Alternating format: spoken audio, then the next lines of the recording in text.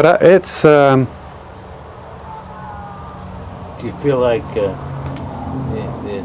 what you did while you were there was, do you have any feeling whether it was right or wrong, or if you feel like maybe... I feel pretty at peace of what I did. I was lucky enough to be civilized. I was with some civilized people.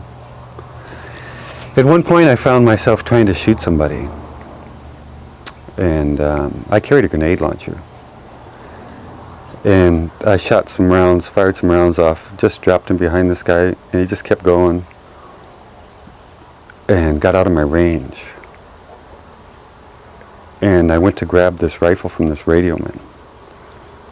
And the look he gave me, I said, let me get a shot at him. Let me get a shot at him. And the look this guy gave me knocked me back up against the side of this trench. And I just happened to think, man, that's a human being. You know, it was just...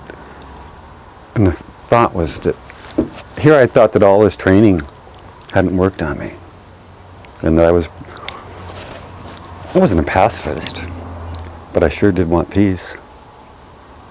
I don't know, I might have been a pacifist, but besides the point, I didn't think that their training had worked. And here I was straight out trying to kill this guy. And I was lucky. I can sleep at night. I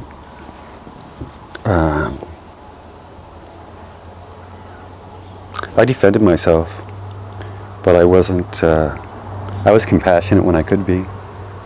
And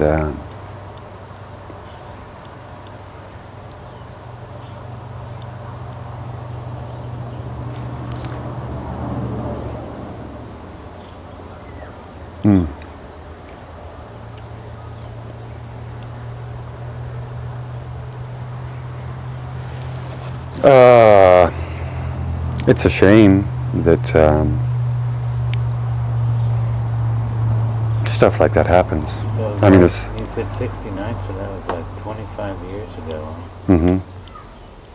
Interesting, looking back 25 years and thinking how... It's another life. It's another life. But still, there probably isn't a day that goes by that I don't think about it. That it's...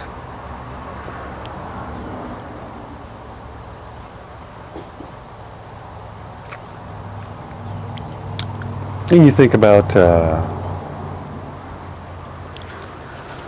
I think about some of the kids as some of the people that I knew that were killed. Oh, shit, they're adults now.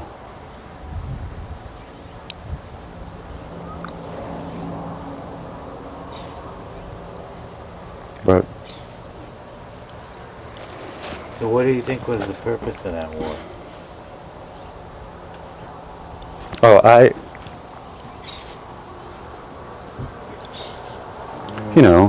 you were told that you were stopping communism. Right.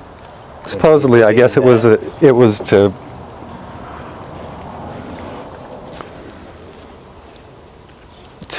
in a way, I wanted to be the good guy.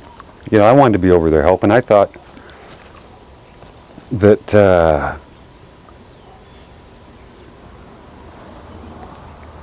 I wanted the United States to be good. I was real naive. You know, I thought that I was important to the country, which, you get over there and you find out you're totally expendable. You know, it's just, well,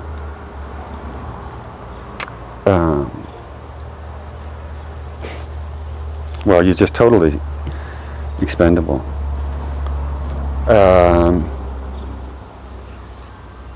And you look at these people, I looked at these poor farmers, and I couldn't imagine it being that important to them, whether they were communist or democrat or a democracy, or, I mean, what was important to them was their fields and their, if it was going to rain or if they were going to get their crop. So I knew right away that when I got over there that we had no business being there.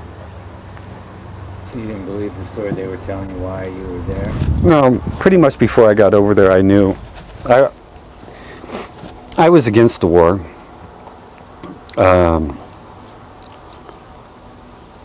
And it's hard to say why I actually went. I didn't feel a whole lot of sense of duty, a little bit. Mainly, I think it was more of a sense of personal commitment. That I had gotten myself that far into this, and that somehow I had to go the course. And then probably there was a lot of morbid curiosity. No, I don't know, morbid curiosity, but, you know, curiosity. Maybe some morbid, but... I mean, I definitely didn't want to go over there and see people getting blown away or stuff like that, but there was a lot of partying going on over there. You know, you heard a lot of stories and stuff, so... I'm sorry to say that was somewhat of an attraction. So but why do you think the U.S. was there? Why do I think they were there? Yeah. Oh, they were there in the hopes to keep the Vietnam from falling into the hands of the communists. That's what they were originally. I mean, that's what they were afraid of, was that it was going to fall into the hands of the communists. So, I mean, and they forced it into the hands of the communists. So. But it's just like, you know, I don't even know if it was good intentions. I can't even say that on part of the United States. Were you aware of, at the time of, that they had put Diem in charge and then assassinated him? No. So you found that out later? Yeah, much later. So Much you had later. no idea while you were there? No way. And how would that have No affected way. you had you Yeah. known that? Had you known that, what do you think? Yeah, no way.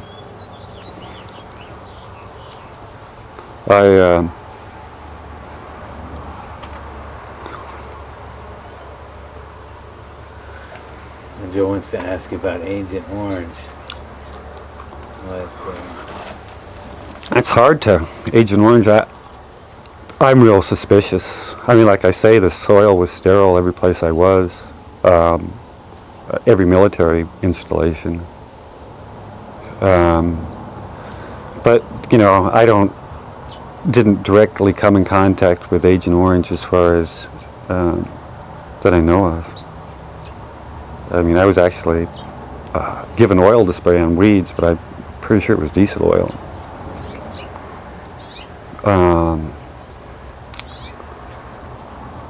But, you know, that's just another nightmare that's... there really is, no one has ever really dealt with or spoken to. It's just... But... And... That's really, I mean, that's what war is all about, is these you know, one nightmare on top of another, and it just...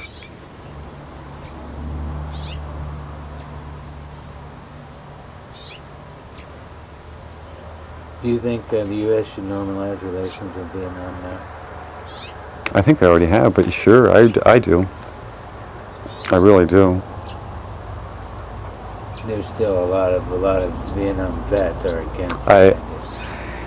Yeah, that's too bad. They think they went over there to fight for the country, and now we're gonna... I have to do nothing but sympathize, or I can't. I wish they felt different, but I have to respect their feelings that they don't.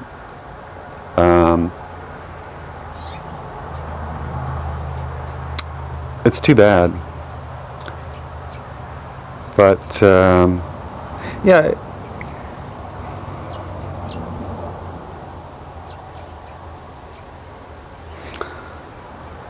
You get, that's what happens when you get people to hate each other. You get someone, you know, you're supposed to go kill that guy.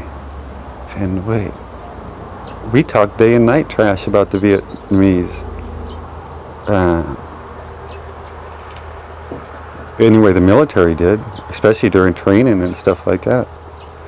And then, you want him to come back and forget about it. It shouldn't be hard to do, but I guess it is. But I always liked the Vietnamese people. I tried to talk to them whenever I could or understand them, and tried to learn their language a little bit. We're running out of tape here. Is there, do you have like any closing thoughts that, anything that you can think that would be important to say to a group of kids about your experience in Vietnam?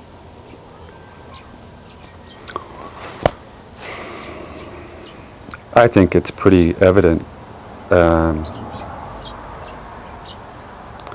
There's nothing I can there's nothing I can say. Everybody's got to have to, everybody has to have the courage of their conviction at the moment that it's time to make a decision. And it's important. Would you go again if you were drafted and sent to Vietnam, knowing what you know now? Would you make the same choice? Under the same conditions, no way. No way. It wasn't like it was a World War II. Then maybe if I thought, but maybe not. At one time I felt real revolutionary when I first came home, but it didn't take me long to figure out that had meant more war, and I just couldn't even deal with it, so that was the end of that. To hell with it, let them do what they want. So,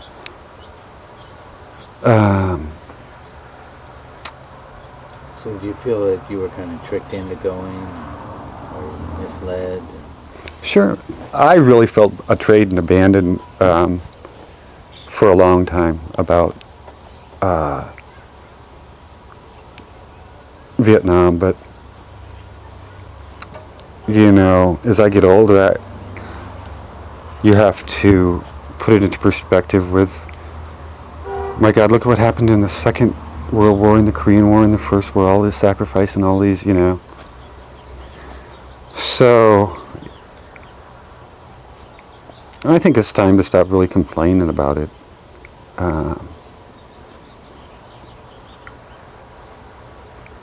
And just deal with what you have to deal with, and if you can help somebody else deal with some of it.